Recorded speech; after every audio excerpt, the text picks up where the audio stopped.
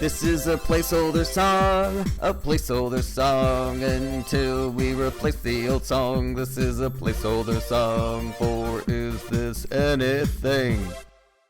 The best part was there was a mom who had like 3 or 4 kids with her sitting a couple seats over from us, and the kid was being hilarious like the entire time, like full volume statements and questions. I want to say I'm trying to remember like a single thing that happened. Did you see the short that happened beforehand? Yes, the one That was about raccoons. Yes, I did see that. Yeah. Mm-hmm. So yeah, cute. During that, and keep in mind this is through the entire movie, the kid goes at full volume, "Mom, is this whole movie about raccoons?" Oh, And so here's the thing. so cute. I told Kirsten about this after the movie. The kid was hilarious. I'm not complaining. Number 1. Number 2, we're adults seeing a kid's movie. If a kid's being disruptive, that's on us. We should have gone to the 10 p.m. if we didn't want there to be kids there. Yeah.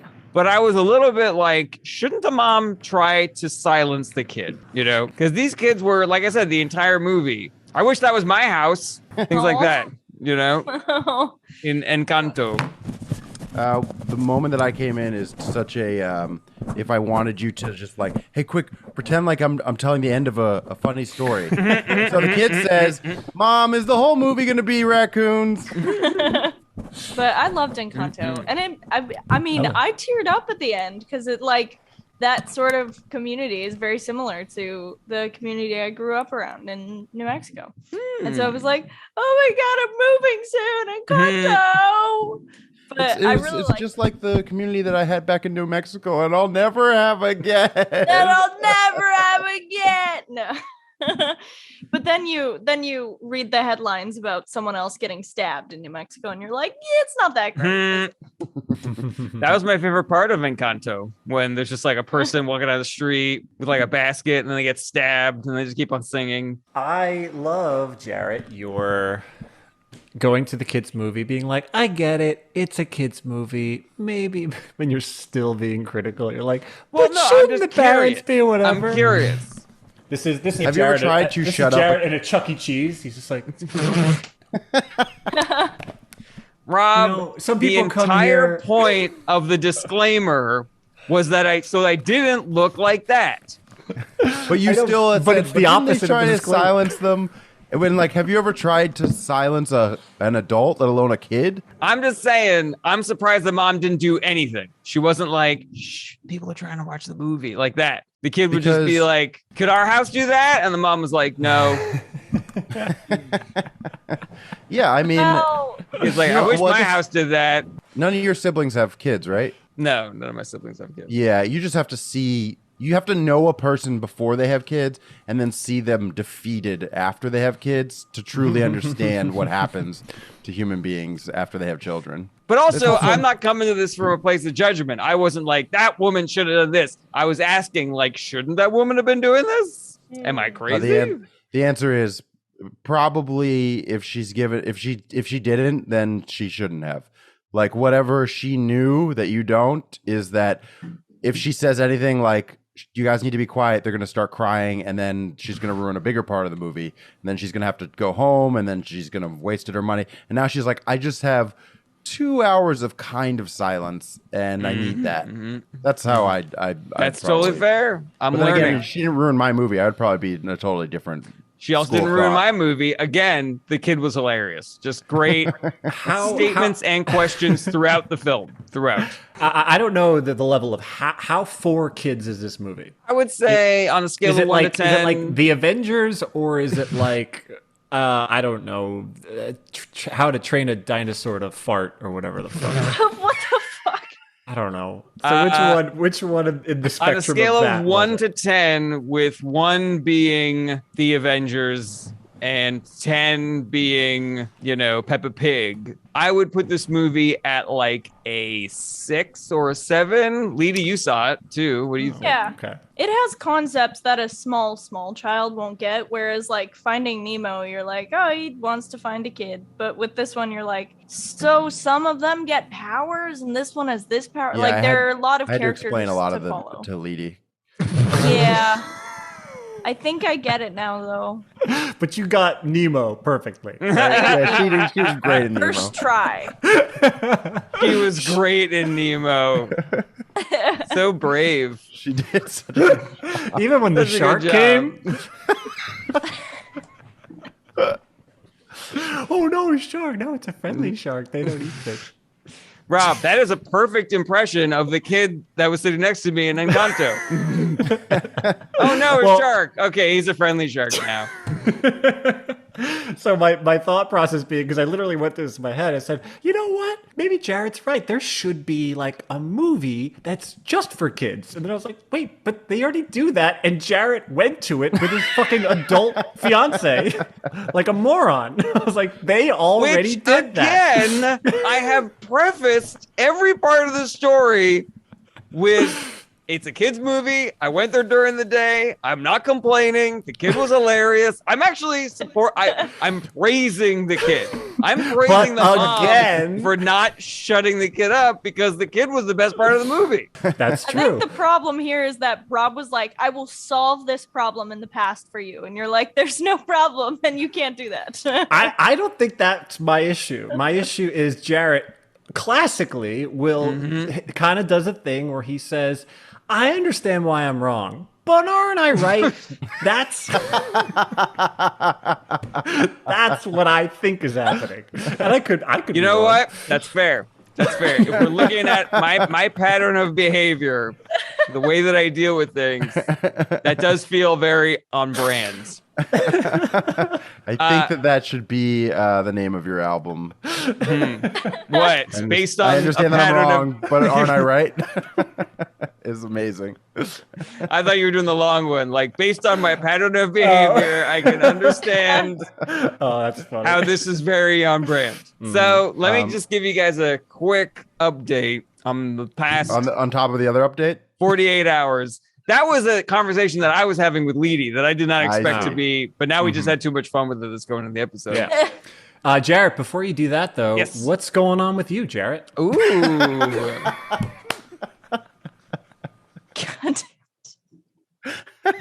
Oh, is it time for our segment Catching Up with Jarret only? Because I was going to tag something onto it related in a natural flow of conversation, but as I said, well, actually, you were like, okay, but before we get to that, any other stuff, I got something to share with you. I did not notice. I did not notice. No, you didn't. What was your contribution, Brent? Oh, Leedy and I started watching a show called Wheel of Time, and I am the kid in this scenario where I normally am very quiet during movies and TV, but for some reason when I watch stuff with Leedy, I'm like, I think one of the characters was like, she could listen to the wind. It could like tell her something. And she went, the wind sounds wrong. And I was like, imagine hearing the wind and being like, incorrect. It's not just Brett, though. I feel like we both have been doing this. And it's great because we're encouraging each other to do it. Yeah, we're going to be terrible when we're watching having a good time movies. together. Yeah. But yeah, That's a lot of fun. We keep doing a lot of like, ooh. That is very similar to how I watched the show Pen 15 with Kirsten. Excellent TV show. Oh. 2 thumbs up, but a lot of like very intentionally showing and narrating cringy behavior from when you're in 7th and 8th grade. Like very on point, very accurate. But watching it just brings you just brings you back into that place, and you're just like, "Argh." And so like as we're watching something, it's just like, oh no. I've only watched the first episode. I have to give it some more leeway because Pen 15 or Wheel of Time?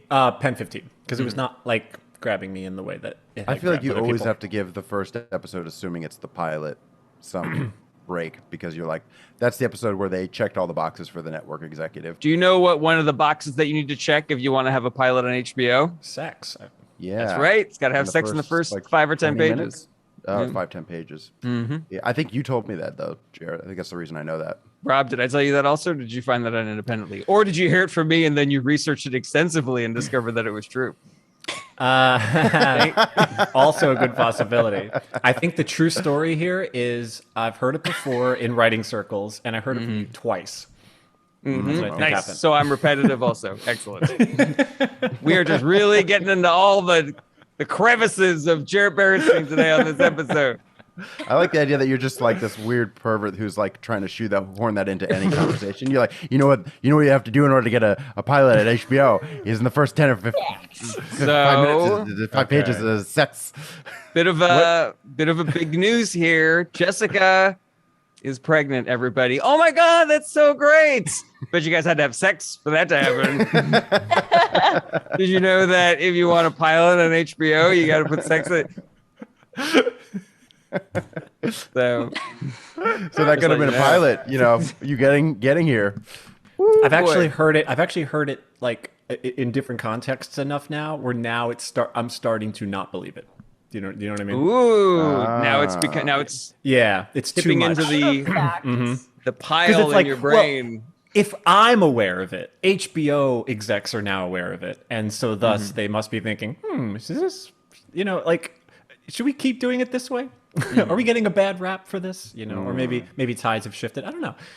We have to watch new HBO series, pilots, and see what's what. Because I like to imagine that you're getting stuff to put in the maybe pile, Rob, in your head, and then you keep getting the same item to put in the maybe pile, and then eventually it just like stacks up, and you're like, you put it all into the wrong pile.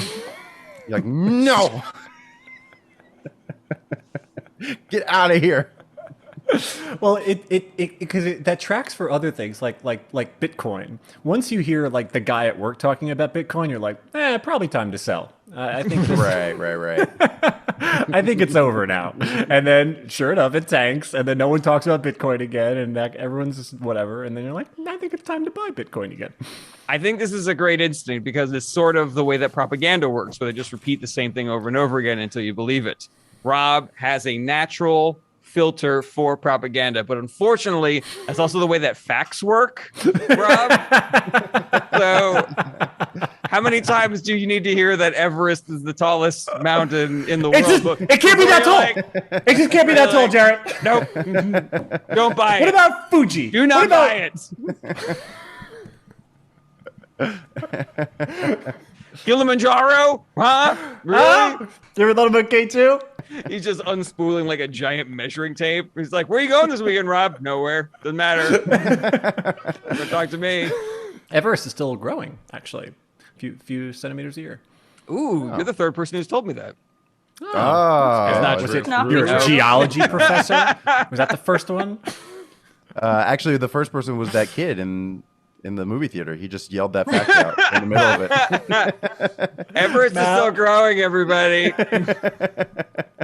3 centimeters per year. Oh my God. The only thing that would have made that kid better is if he finished everything he said with everybody. So it was clear that he wasn't just talking to his mom. Is this whole movie going to be raccoons, everybody? I think that's the good guy, right, everybody. The shark's a good shark now, everybody. Jarret, what did you want to tell us? Just say it. Oh yeah, wow! the Why second thing. You completely ruined the conceit, Brett. No, I wanted to know. I just wanted you, Jarret. Okay, so yesterday I had another endoscopy. Ooh. And I have decided that I hate them. They put a thing down your throat and it hurts afterwards. Additionally, they take a biopsy of your esophagus and your stomach and maybe another place. And then I can feel that. Like I feel uncomfortable for like 3 days after all of my endoscopies. So they all suck. Additionally, there's the fasting beforehand. And because of all the biopsies, it feels like you can't really eat the way that you normally would afterwards. And so all day yesterday, I was hungry and uncomfortable. And I've been going to bed at like 10:30 at night. I couldn't go to bed until 3 o'clock in the morning. I was so uncomfortable. And then I got up at 7 because that's just what I do now. So I'm operating what a hot take on hating that then. That's a real nuanced take right there. You guys aren't going to believe this, but not crazy about these endoscopies, So yeah, very little sleep, uncomfortable, still, basically fasting. I had like a little bit of soup for breakfast today and a single egg. So that's where I'm at. What kind of egg? What kind of egg? What do you mean? Like, how did I prepare it? Just egg? All right. No, but also I might be fine with just egg. I might be fine with just egg. That might be. I might have pulled the trigger on that too quickly. Oh, really? Yeah. I don't. Just egg might be fine. We should roll the tape on former Jarret. Former Jarret was very convinced that it was just egg. You cut everything out of your diet. All that was left was just egg. Yeah. All that was in your diet was just egg. That's not true. That's not true. And I was eating endoscopies. other things. And endoscopies. It's also swallowing cameras. So maybe you should stop doing that. Maybe that's what's causing all your acid reflux. Yeah, too many cameras in the diet. You gotta cut back on that 1080p. I would love for you to decrease your camera consumption to maybe like 2 portions a week. Like, does that seem like a doable thing? I don't know. You're going through the doctor. You're like, I'm having this really bad acid reflux. Here, I wrote a list of foods that I'm eating. It's like broccoli, just egg, 4 HDR cameras. The doctor's like, wait, what was that last one? Go back to the last one. Do you mean just egg? I knew it was the vegan. I knew it was the vegan eggs. You guys reminded me of this thing that I think I want to bring up later because it's too silly for now. Okay, it's sillier than swallowing cameras as part of your diet. Yeah, it's going to detract from Jarret's Okay. Mm-hmm. Oh, my story's done. I just letting you guys know I feel miserable, and I'm gonna get. As soon as this is over, I'm spending the rest of the day high. That is my recovery, my recovery process. All right, just be careful about those munchies. You know, that is going to be an issue. There's a webcam around. I have like a bag of webcams that I'm just like watching TV, just like eating cameras. And then Carissa comes out. It's like, how many cameras have you eaten? It's like, what? Kevin is like, I want you to stop eating cameras. Remember what your doctor said. I'm just gonna finish this back, okay? You know, sometimes when you have the munchies and you're watching something on TV or in a movie where someone's eating and you just get so hungry for that thing. Mm-hmm. Whenever I'm watching TV or movie, I just get so hungry for the way they filmed that TV or movie. It's really bad when you watch his documentaries and they have that style where they shoot people shooting people. They're like, oh God. Is that the new Red? Black magic. Okay, so you guys reminded me, and I don't care. I'll treat this as my check-in. You guys reminded me of a joke structure that I have gotten tired of enough to the point where maybe it would be funny to mix it up. So, ooh, okay. Hear me out. I just watched a reel or a TikTok or both. I don't know. She was like, hey, so I know you're single. I know you've been single for a little while. I have the perfect guy for you. He works in finance. He's an incel. His sign is Aries. And she's like, whoa. What did you just say? Well, he's an Aries, so I thought it might go. No. The incel part. Okay. That's the joke structure that I've heard way too many times. So I was like, maybe it would just be funny if you tweak it slightly in a script where you go, so I've got the greatest guy for you. He works in finance. He's an incel. His sign is Aries. Wait. What did you just say? He's an incel. No, the other part. No, wait. Actually, yeah, that part. Because I think... Yeah, go ahead. Propose an alternative. He works in finance. He's an incel. He's an Aries. Wait. What was it? The last part? He's an Aries. No. The part before that. He's an incel? No. Before that. He works in finance? Yeah, that's disgusting. Those people are monsters. I like that too. All right, here's another one. All right. So I got the perfect guy for you. He works in finance. He's an incel. He's an Aries. Whoa, what'd you just say? He's an Aries? No. Before that. He's an incel? No. Before that. He works in finance? No. Before that. I got the perfect guy for you. Why would you? Fuck you! I'm gay. You were at my wedding. Why are you trying to set me up with somebody? I love that. As a totally separate... Another iteration? Yeah. So the sketch now is, no, before that part. Hi, how are you? No, before that. My name is Steve. You know, I'm starting here for the first... We just go back to the beginning. Do you mean the text where I said, of their relationship today? No, before that. Before that. Do you mean in 1993 when we met in second grade? Yeah, before that. Do you mean when the Philistines invaded? No. Did you mean? Yeah. What the fuck, man? Mwah. This is a little bit deheightening, so bear with me. But Sure. I got the perfect guy for you. He's a convicted felon. He beat up his last 3 girlfriends. He's an incel. Whoa, what'd you just say? He's an incel? Okay, cool. Yeah, I'm fine with all that. I love that. Sometimes too. I stop paying attention. I have ADD. I didn't hear that last thing. Anyway, don't you think that structure is ripe for some deconstructing? I agree. I love it. I mean, come on, that thing's everywhere. I do think it's on the cusp where it feels like almost like a Larry David joke where it's for the comics, where I think 10% of the audience will be savvy enough to get it, but everybody else is just going to be expecting the pattern. Yeah, I would say it's a little higher than 10%. I would say you're going to get 40%, but you want to wait until it's like 60%. You know what I'm saying? I think it is definitely tripe for us as comics. And I think just a little bit long, just a few more big movies where somebody does that, and then you're it's perfect. My feeling is it's already there, but to do a sketch like this, you can 100%. Oh, then it do doesn't matter. Super fine.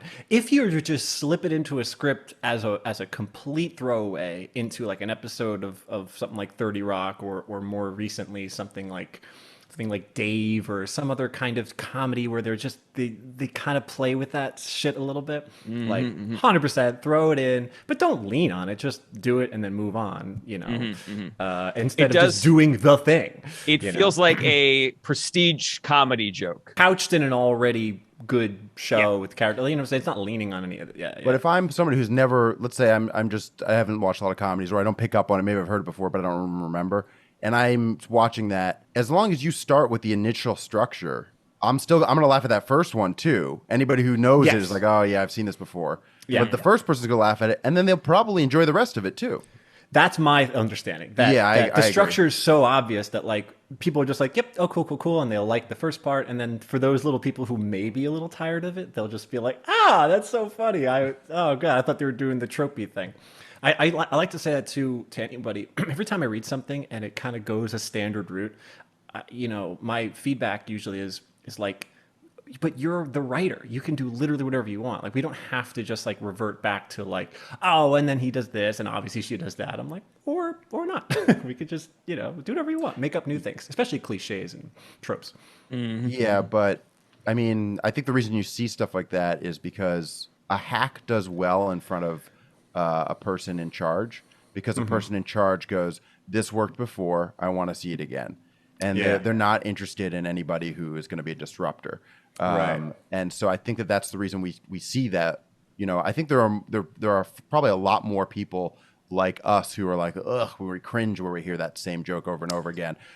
But those people don't do as well because they're not pleasing the right people in the industry. I would agree with you, Brett, but 2.5 Men was like the highest rated TV show for like 5 years or 6 years or something like that. And but that show it might as well have been called Lowest Common Denominator. I agree. And but I don't, that is Nielsen rating era. Which has been outdated for a really long time, and so I don't trust that is actually true. Ooh. I think now that we have analytics and streaming platforms, now I can trust a rating situation. But I before that I really couldn't, because the system for Nielsen ratings is absolutely bonkers insane and not indicative of what people are actually watching or into. Sounds like someone said that to Brett one too many times, and he decided to do a little research. I love it. Moved over from the fact pile Turns out, I don't think it's a true pile. we are the most highest rated TV show. Whoa! Yeah. Didn't see that coming. You actually reminded me, Rob, of one of a diatribe that I haven't done in a long time because it's ceased to become a thing. But I was blown away and constantly infuriated by the number of movies and TV shows, various properties that had the joke "tastes like chicken" in it in the 90s and maybe a little bit in the early 2000s.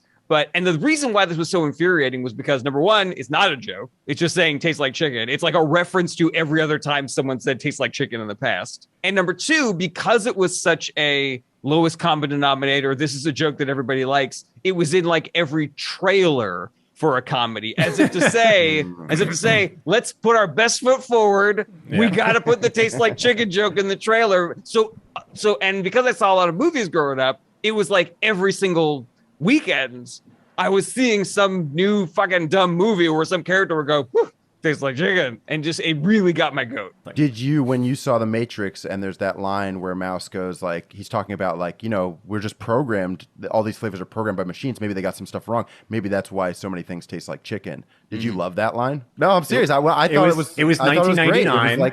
It was right at the end of the. It was 1999, so it was right at the end of this decade. I stood up in the theater. I was like, "Thank you, thank you." Well, I personally remember that line and being like, "That is a funny take on this joke that I've heard a million times," and I like that. Mm-hmm. Yeah, they were breaking the mold there. It capped the 90s. Yeah, it said, "We're done with this joke." They put a bow on it, and they were like, "Great." And then Hollywood was like, "We hear you. We are only going to do that joke 500 more times, I promise." And then we will taper. That it is done. So the distinction that I want to make about my critique of this or my addition to this thing is it, as far as structure is concerned, it's good to have a couple of tent poles of like, this is how you should structure a story just so people are invested. To me, maybe I'm trying to critique and tweak more the idea of you have to get from point A to point B. Everybody knows that we have to get from point A to point B. So why not get there in the most unique, interesting, and new way possible?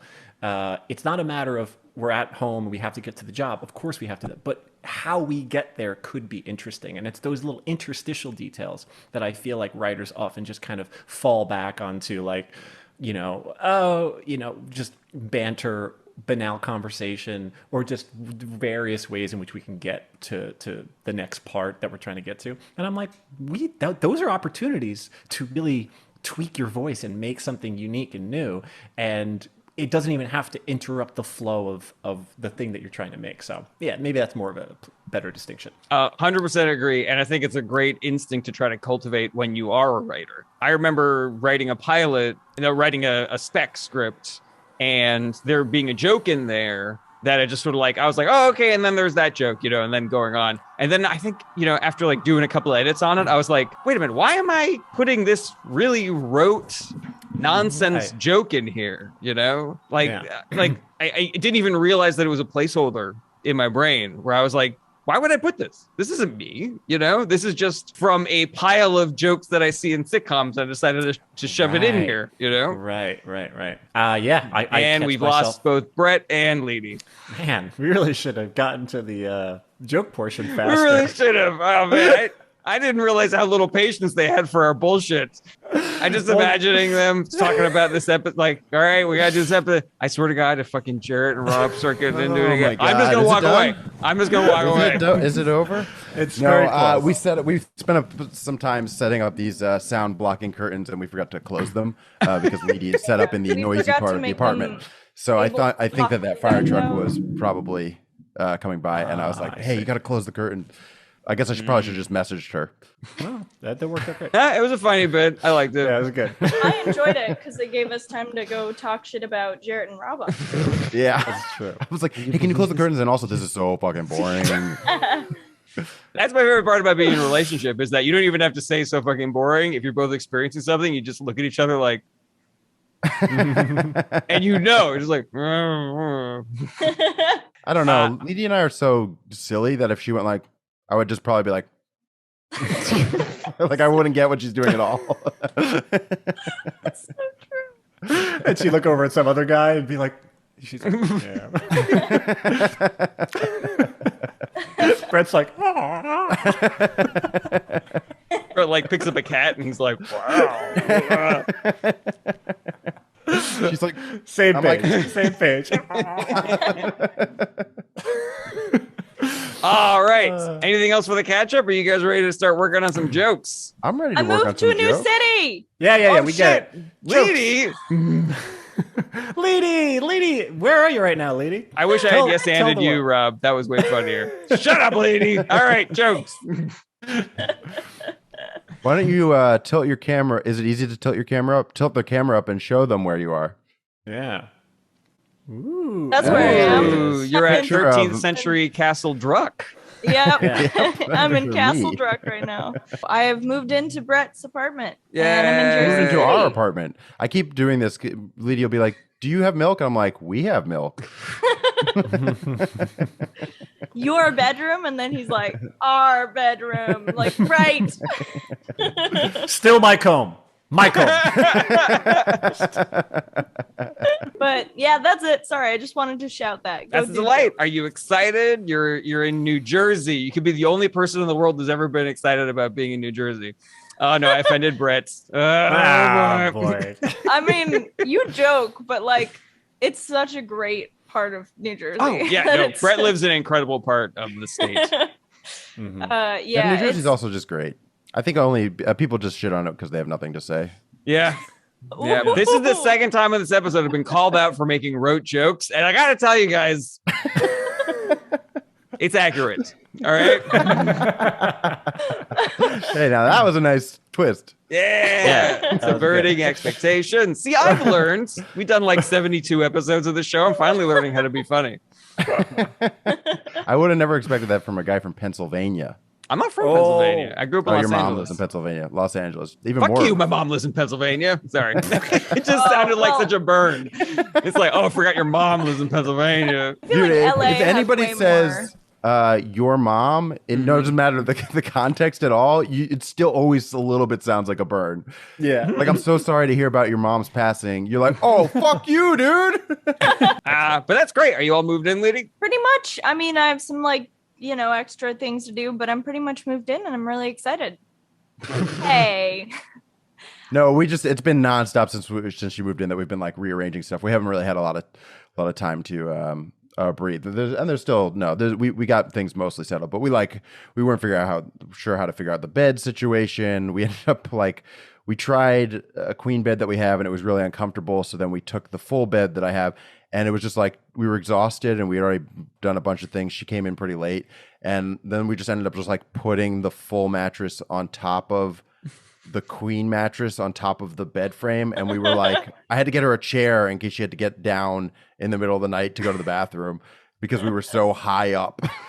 So I was saying you could sign your name on the ceiling. It's just like Leedy's first night. but it's so great to have her here. And yeah, we're both pretty happy. That's wonderful. All right. Now are we ready to get to the jokes, everybody? Now we can get to Jarret, what Jarret wants to tell us. So one quick story. But before that, Now we can get to the jokes. I mean, besides New Jersey. Hey, guys, I got a standing ovation here. Where do you people come from? Hey, you put a little sex in there and you could get that on HBO, pal. Whoa, first 10 pages. All right. Our order this week is Sopranos. Rob, Jarret, Brett. Rob, All right. Jarret, Brett. Starting it off. Rob, Jarret, Starting Brett. it off right. Now is as good a time as any. How is my volume? Okay. Sound good to me. Okay. You and Brett sound very similar. Oh, so. Rob, I think your mic's off. You might have to cut all that stuff out. I think something's wrong with your connection. Every time you've spoken, all we've heard is. We're getting laughs. I mean, it works. It works. Okay, so I got a joke today. All right. Great. Yeah, right. I'm feeling pretty good about it. It's a good idea joke, so I think it's good to bring to you guys. People always say that their hindsight is 2020. I wish my hindsight was 2020. Every time I walk away from a truly difficult situation, decision, or argument, I'm always like, you know what I should have done is gotten a sandwich. I don't know. It was tough. It was a tough one. I don't know. I'm not sure, actually. Anyway, I don't have much, but the idea being that, like, even if you walk away from something and being like, oh, God, I don't know if I did that right, I'm still, like, completely flummoxed as to what I should have done. And I want to kind of dive into that. by being like, I love this joke, but I think you're going to lose some relatability. I think the reason this is a unique thing to you, because I think the reason that most people it's easy for them to say hindsight is 2020 is because they are happy to just measure, okay, it turned out poorly. If I just did this other thing, then I can easily, through just delusion or a cognitive dissonance, be like, if I'd done the other thing, everything would have turned out great. But because you're so into the nuance, you're like, well, if I'd done that, then this would have happened too, or that could have happened, then a million other possibilities. Right. I think that relatability-wise, you might have some trouble there, but I love the premise. Yeah, I think there's a goofy version of this joke, which would just be like, instead of like write yes or no, I just do something third party random, like, should I have said yes to that person, no to that person? Like, I should have gotten skydiving or something stupid that has nothing to do with it, which is super goofy, which could get a laugh. Or I really do get into the nuance of, it's like, hey, just because you did something doesn't mean that, there, as you said, like, there are chaos theories, a bunch of different things that could have happened. And this could have resulted in a bad thing too. Like, what are you talking about? That's so stupid. Which I also enjoy, but you're right. It's a kind of more of an uphill battle. But if you were to proceed that with a little explanation of who you are, which is always nice to inform the joke, then you can get into like we did a joke with mine where I was an overthinker, and it'll be a situation where you can get into, if you give me an example first of how somebody would simply be like, hindsight's 2020. Yeah, if I had just gotten coffee beforehand, like just a very standard thing. And then how they'll be like, oh, I should have just gotten coffee first. But then break it how you do it. Right. And get into string theory or whatever, or chaos theory, whatever it is, then that would be like a fun blowout, I think. I love this line, this direction that we're going in, and it makes me think that it'd be funny to change it from like all the different possibilities that could have happened. So instead of saying hindsight is 2020, you'd be like, hindsight is 20 to the power of X minus, whatever, like a giant number, That's number one. Number two, if you were going to do that, I think it would be funny if you were like, if I just said this, that's the pattern is people go, if I just said this, I would have got that job. Or if I just said this, I'd still be married. But what if you played that out in your brain like 10 years down the line? It's like, if I just said this, then we'd finally be ruled by I'm too tired to come up with examples, guys. I do like the idea of, I go back, if I just said this, then that would have happened. Well, then of course, then I probably would have done this, which, well, maybe that would have happened too. And of course, and I do just come up with this ridiculous scenario of like what also could have been. Or I just keep on branching, forking. And you know what they say, hindsight is a endless nightmare with no possibilities. You know what they say, multiverse theory. Hindsight is the multiverse theory. Every decision you make splits off into an entirely new universe in which time is meaningless and our lives are. We have no control over the entropy and chaos of the universe. Anyways, airplane food. It's not great. I love that. You made me think of something goofy as well, where it's like people always say hindsight is 2020. It's just a weird, it's just a weird way to gauge. It's a weird phrase, a weird way to gauge, your ability to whatever. Like, I've never been in a situation where I'm like, what I should have done was pee. I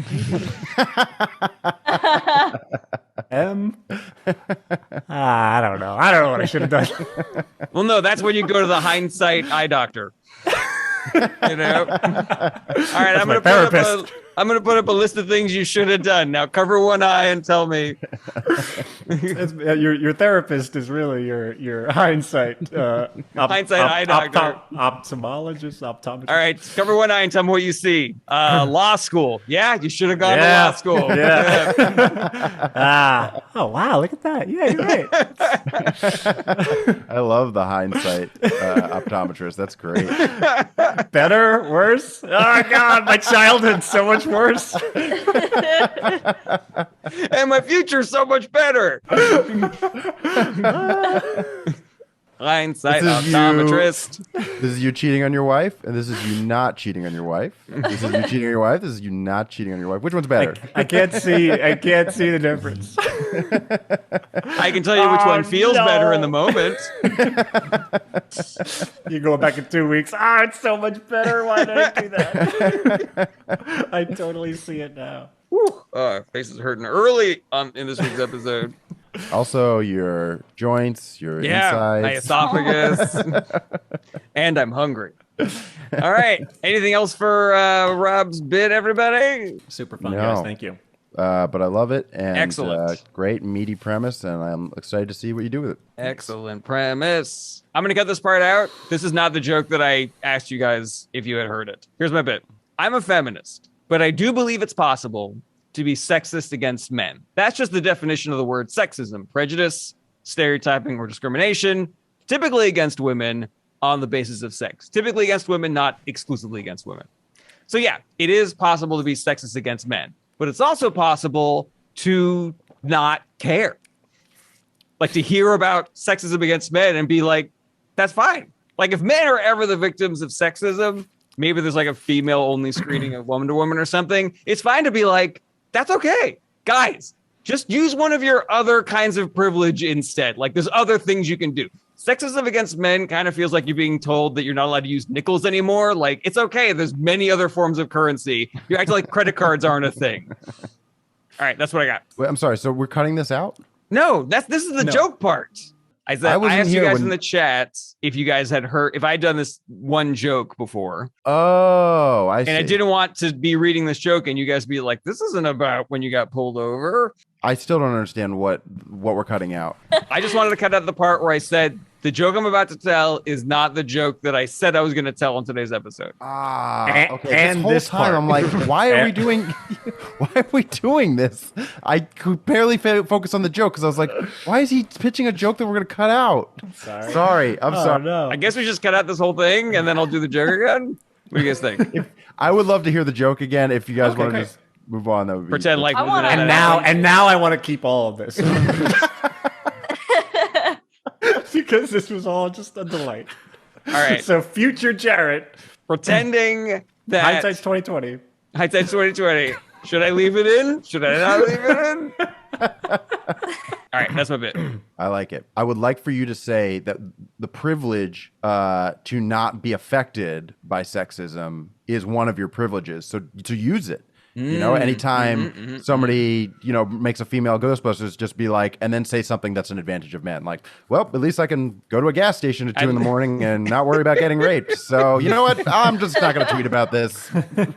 At least there's 99% of every other movie that was created that is male-centered, No, I like the idea of him being like, no, I'm going to go to a gas station. You know what? Instead of tweeting it to him, just do one of the other many things you could do at 2 a.m. I agree. I think that's a great way to reframe it. But the idea that I was trying to convey was that I don't care if people are sexist against men. Not that men shouldn't care, but that like if I hear about there being a females only Wonder Woman screening and men are like, that's sexual discrimination, I'd be like, yeah, but I also don't care. Like it's fine that exists. Yeah, so just say that it's your privilege then. Okay. They're like, that's my male privilege and I'm going to use it instead of care. The other thing that's bothering... Yeah. I did not pick up on the fact that you were only saying you. I thought you were like telling the masses you should not care, which is, according to my pronoun joke theory, harder to pull off when you're, putting something onto the audience or telling them to do something or feel a certain way versus just being like, I feel this way or I am this thing or I whatever. It's so much easier for me to be like, oh yeah, you're crazy. I don't care. Or I totally agree with you. I'm with you. That kind of thing. And in telling this joke to you guys now, it's making me feel like there's way too much cruft in this joke. Like to me, it was a very elegant, like A to B to C to D to E. But all these parts where I was like, ooh, that's kind of funny is like, it got nothing. So I was like, all right, well, maybe I just skip to the nickel part because that's the part that I think is like the legit the nickel punchline. Thing. I like the nickel thing a lot. Great punchline. Yeah, you can reduce the first part just being like, feminism is equality for all by definition, not just against women. And then you can get into everything else. But how is the audience going to know that he's a feminist? I'm a feminist is 3 words of this probably 50-word joke, 100-word joke. Rob, do you think that's cutting it down enough? Do you think if I get rid of those 3 words, now Sounds it's like tight. Cruft. Now it is tight. This thing is like a snare drum. Just pop, pop, pop. Since it's only 3 words, why don't you say it a few more times? Oh, that's a good idea. In case the audience forgot somewhere I think mid-joke. that actually would be hilarious if in a very long setup you said that you were a feminist 3 5 times. I think by the 3rd time people would start laughing. I'm totally with you on the instinct. It's hard for me to like give like notes on this because I'm just like my mind's too like just wrapped up in the actual thought of the joke. You know, it's not like it's not super clear to me because you know I'm like, well, what are we talking? Because well, actually, you gave just this complete straw man example of like there are just these toxic men out there who are just furious because I guess some local theater or whatever decided to have this one event, which is just so innocuous. Rob, and it is. I'm not saying they're not out there. That you think that was an example that I pulled out of my ass. That was a straw man that I came up with instead of that being like a thing that I saw on Reddit like 1,000 times. Like Well- dudes being like, oh, so because I have a penis, I'm not allowed to go see, and guys being like, you should let us into this movie.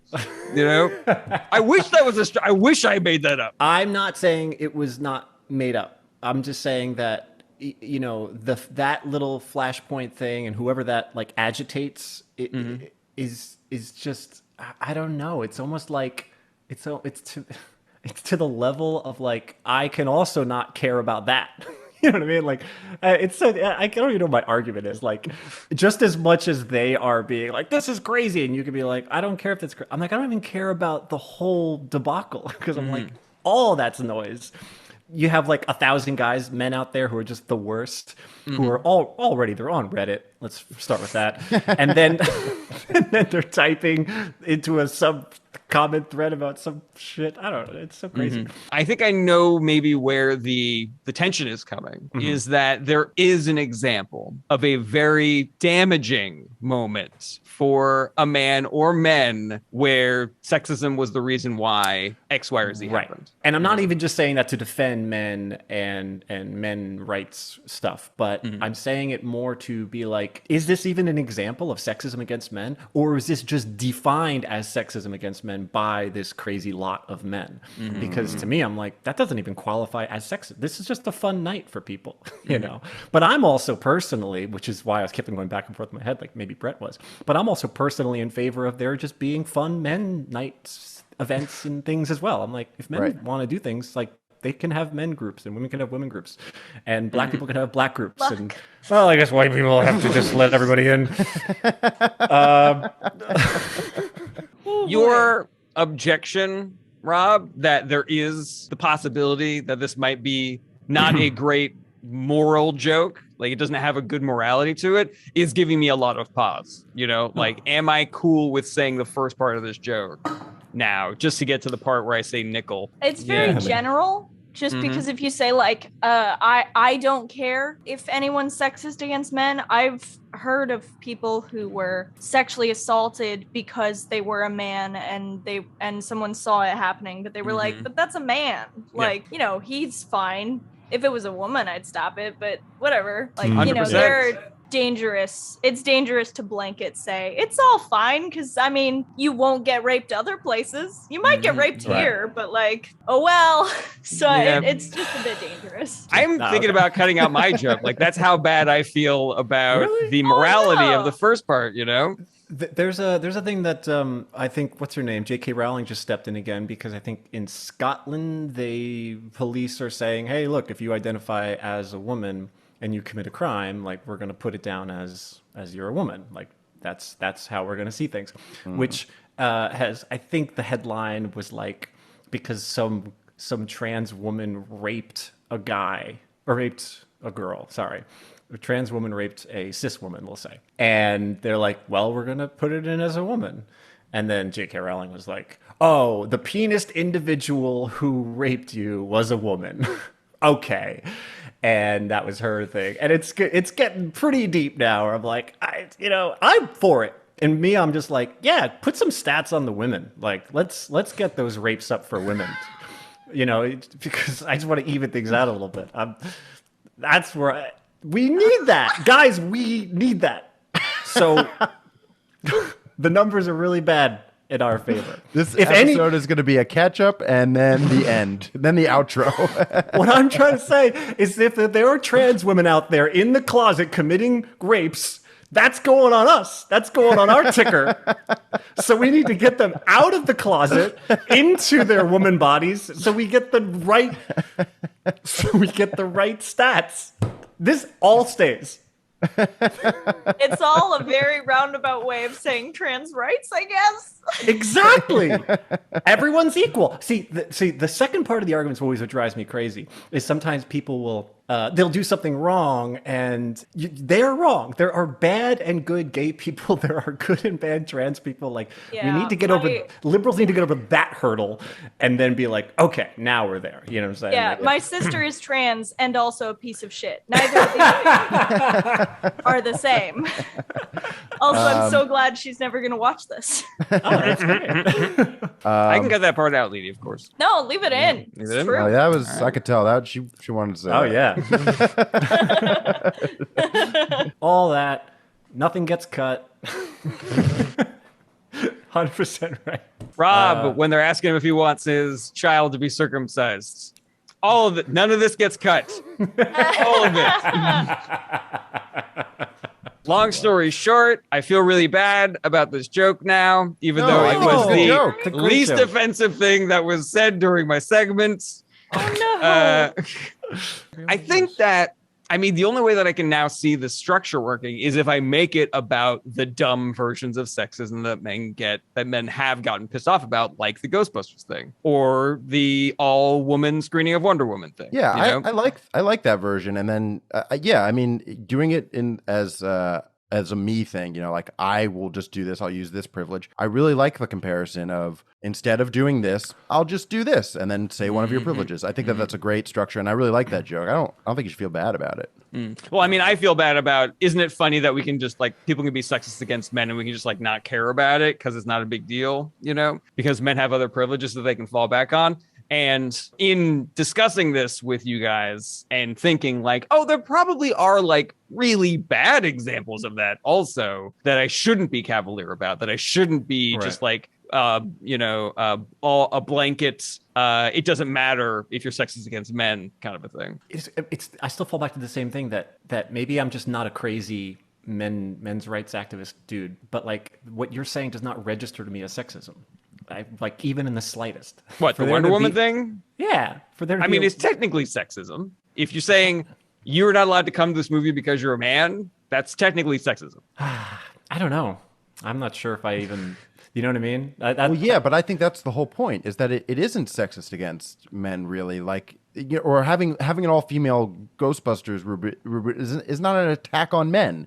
It's nothing against men. And then that it's taken as sexism. It's that's such an absurd stance to take that you're just well, instead of even trying to get upset about that, why don't you just go enjoy being a man? Right.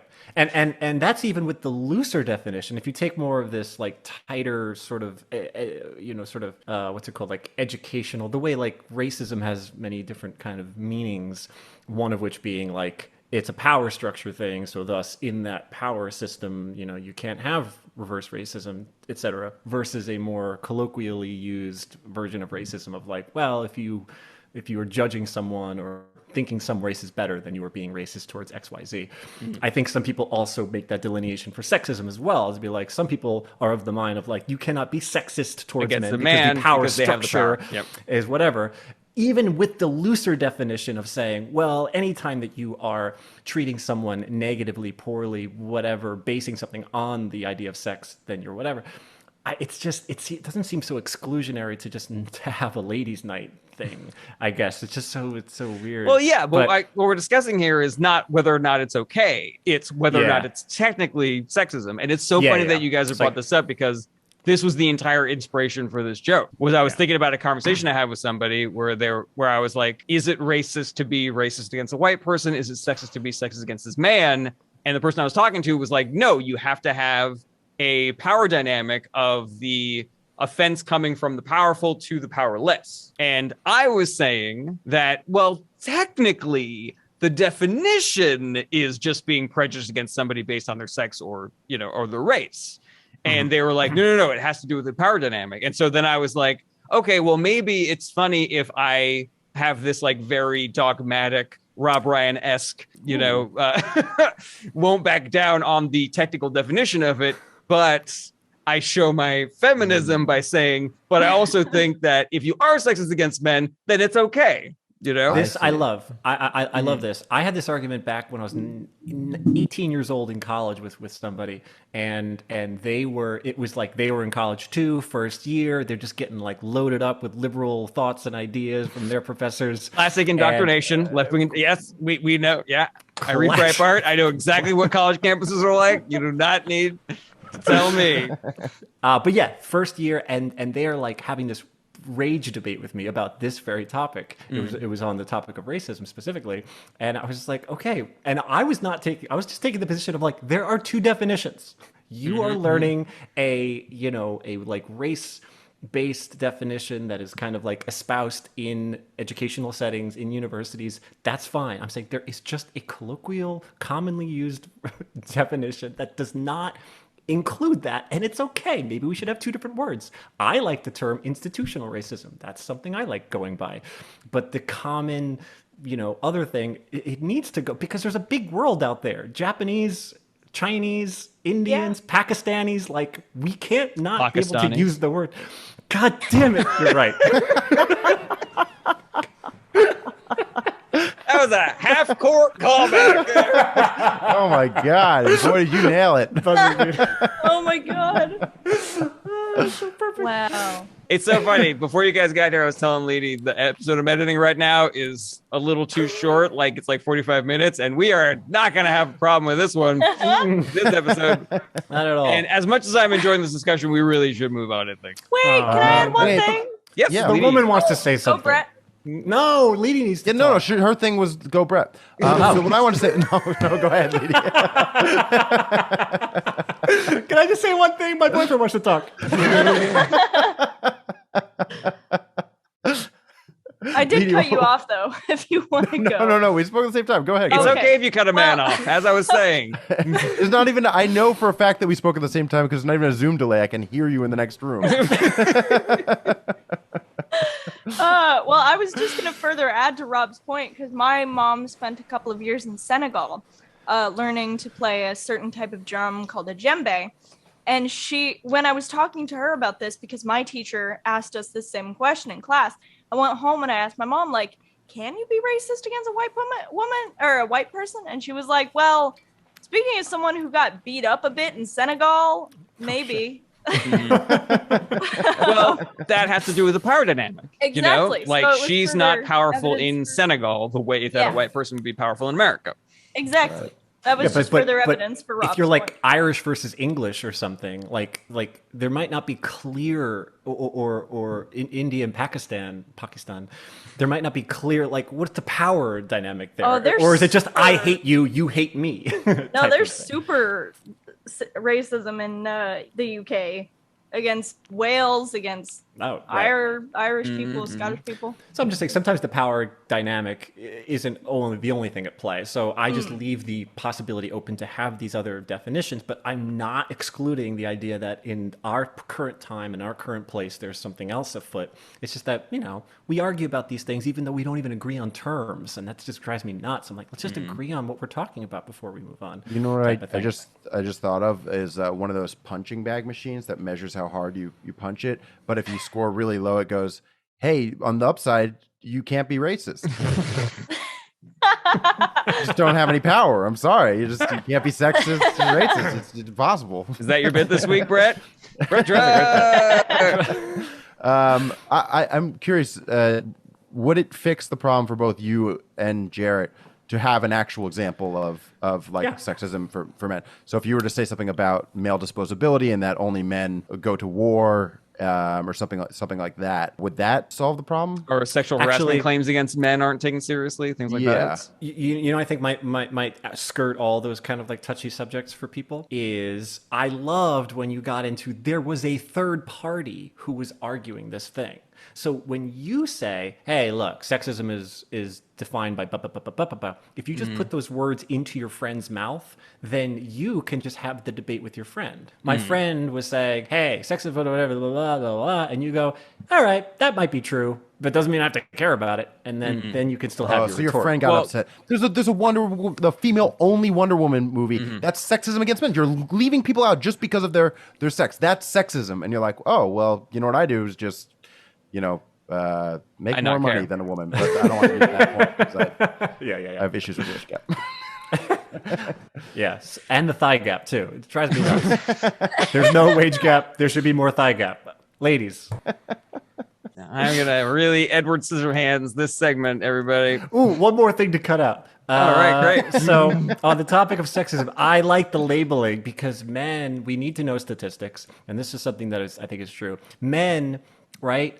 They just murder more. They kill more people than women do, just statistically. Men, by and large, choose actively to end another person's life.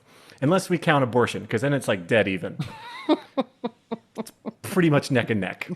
I'm shaking my head. Women do not like to kill adults, but defenseless babies, like, they are just unmatched. Anyway. I'm shaking my head, Rob, because you did this joke on the live show. Rob. No. I know. How dare you? Brett, did you remember? Yeah, I remember. Yeah. Mm-hmm. And you were still laughing? What a good friend. Not me. I added a tag. I added a tag. First of all, it's a funny joke. It's something that I know that Rob is pro-choice, I think.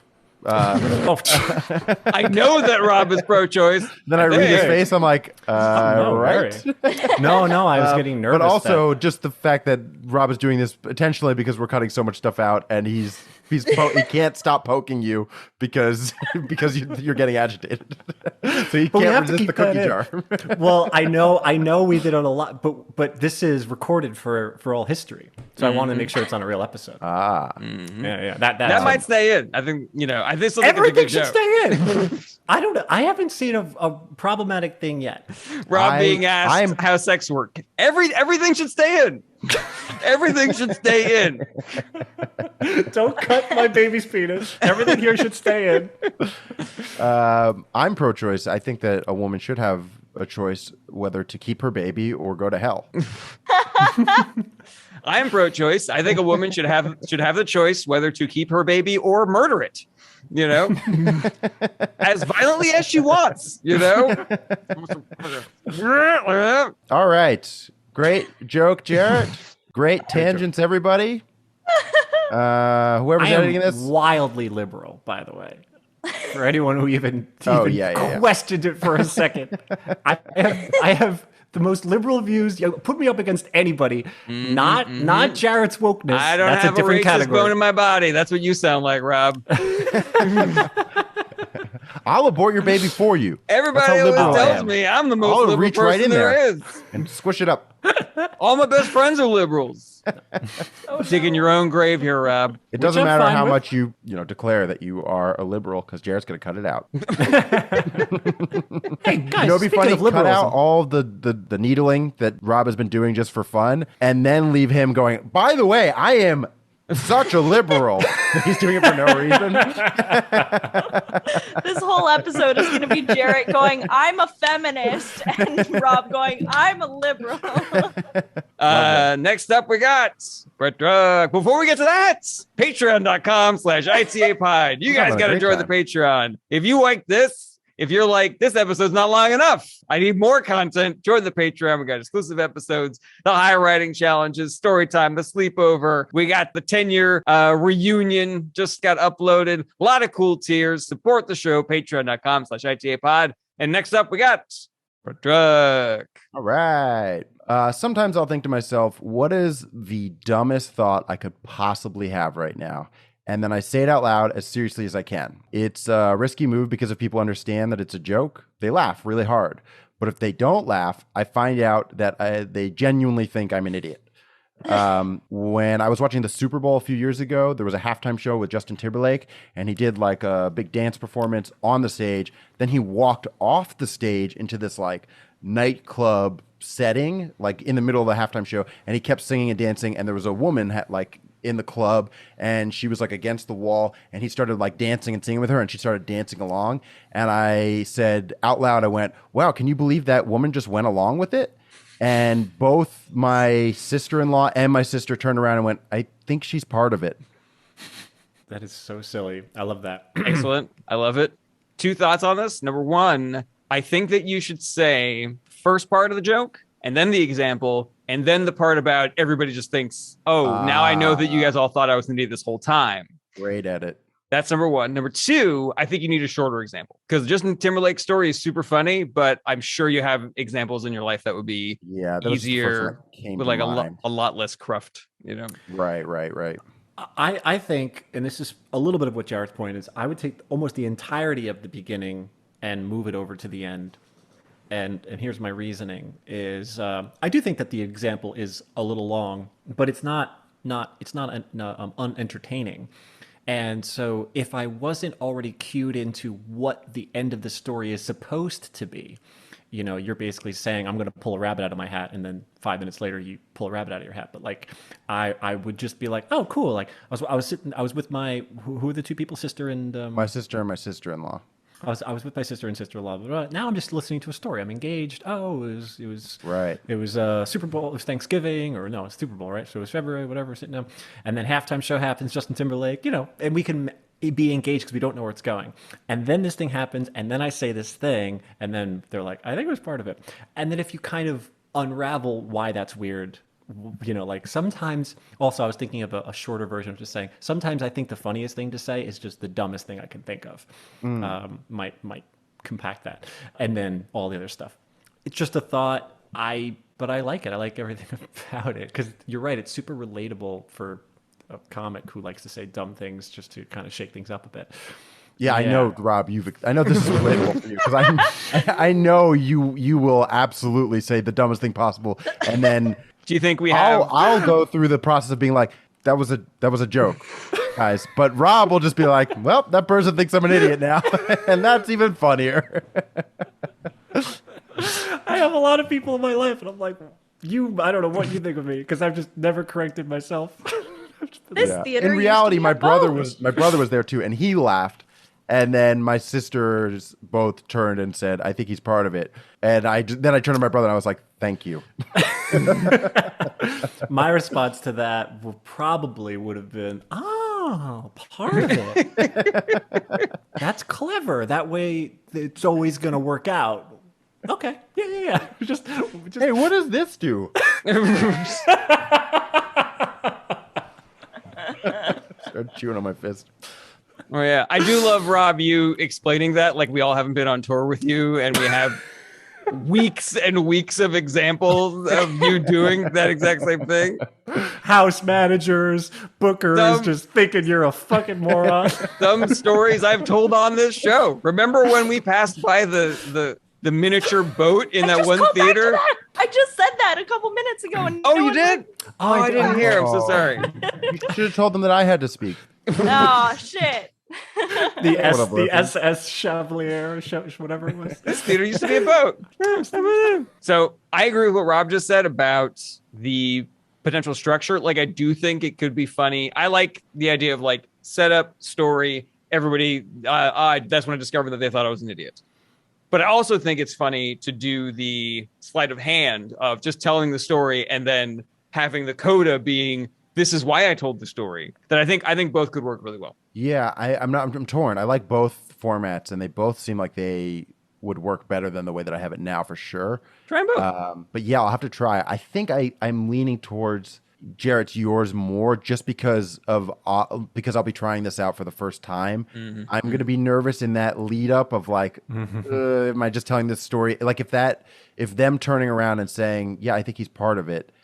is in a laugh line, I'm going to get so nervous to explain the next two parts. Whereas if I give them a little bit of like, sometimes I do this thing, it's just need it. And then I can try it the Rob's way if that does well. The story should have a pop at the end in order for the magic trick to work of Right. you revealing, this is why I told you that story.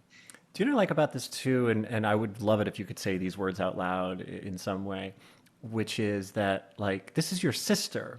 So even a lifetime of goodwill, of not being a complete idiot, is not enough to overcome the fact that in this moment she still thought I'm like, wow, I've yet to say something so stupid in my life, like that kind of thing. Or it doesn't matter how much goodwill you build up. If you say a really stupid thing, even if it's for a laugh, like some people, it's be like, that guy is dumb. Yeah, but I guess the reason I use the example of my sisters and what comes first to mind is like, now I'm finding out how they really feel, because you never really know how people truly think of you, and then when you do that, you're like, oh, now I know.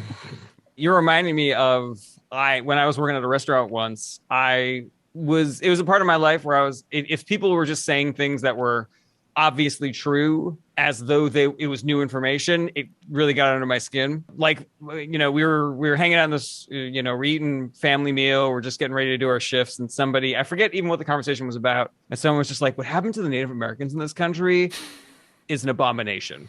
And I was like, yeah, obviously, but that's not what I said. I said, yeah, it is a real shame they had to go back to their home planet. Oh no. Oh, I thought of another example. All right. When I was at Trader Joe's, so if you bought groceries on your break or something, and you wanted to make sure if you left them in the break room, nobody would like put them back on the shelves, or or think, oh, these need to be spoiled and donated or whatever.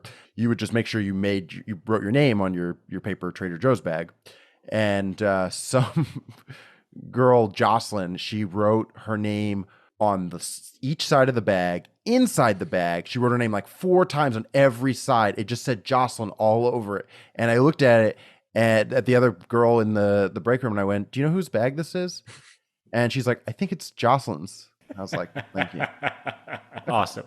Because it says more about them than it says about you. It does That's really. what's But so I think funny. it's funny for the joke that I'm like finding out that they think I'm an idiot. You know what is really bizarre about me sometimes is I don't sometimes quickly pick up on jokes like that. And because I'm trying to be straightforward, and I'm just like, what? And then I'm like, oh God, idiot. Of course, someone was just being stupid. So although I like to do it all the time. Yeah. I go, oh, that was a joke. And I feel so bad too. I'm like, I missed the joke. That's a good joke.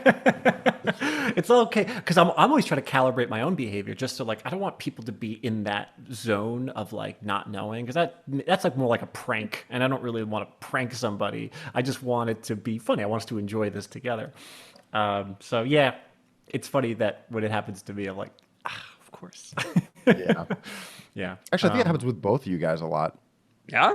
Yeah, I think probably because we are often doing, business related things. And so my brain is on like business mode. And so I miss a joke. There was one time I was directing this pilot that I was trying to create. I was writing it. I was in it. I was producing it.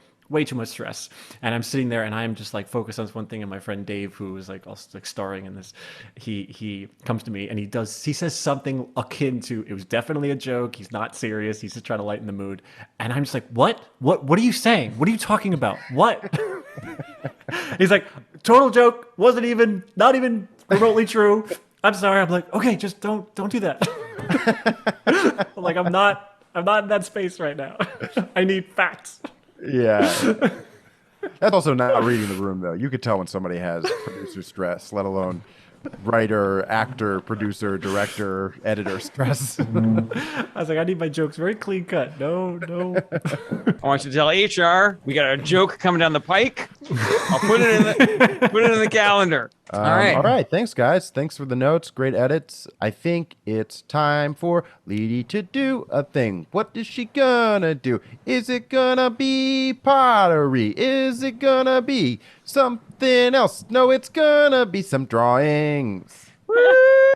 That was even more fun to hear it also in the other room.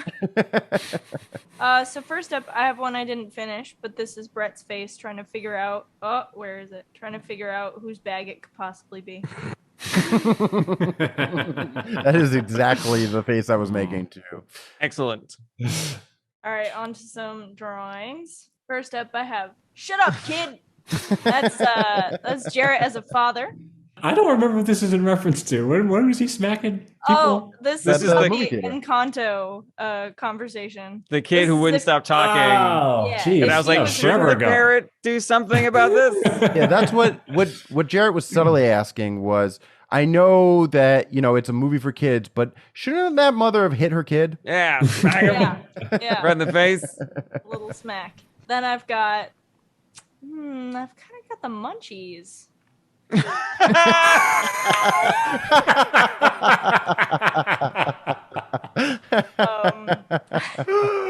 Which killed my iPad, by the way. My iPad died halfway through making this, and I was Oh my really God. worried Wow. about finishing it. Oh my but gosh. that's Did not good like again. the idea of killing animals. Yeah, I guess. And then I've got, I'm a feminist.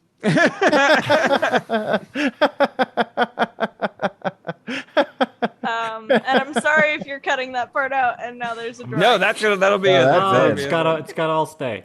Okay. And then I have, don't cut any of this. That's great. Now we have to keep Now everything that I has to said. stay. So it makes sense when I said don't cut any of this, which makes sense for this photo. Everything stays. Everything stays. And then I think this might be the last one. I have